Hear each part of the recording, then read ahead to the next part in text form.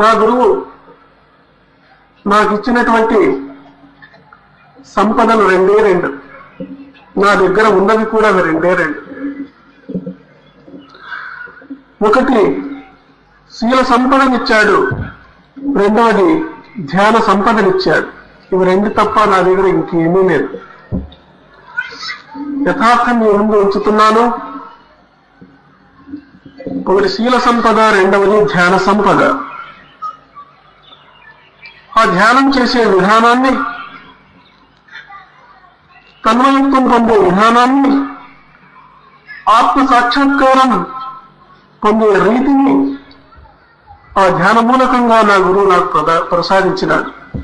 ఒక రోజులో, ఒక వారంలో, ఒక నెలలో, ఒక సంవత్సరంలో నేను సాధించలేదు. కొన్ని సంవత్సరాలు చాలా కష్టపడి గురుడు చెప్పినటువంటి మార్గంలో పయనించి నేను గమ్యాన్ని, ఆ లక్ష్యాన్ని భేదించగలిగాను.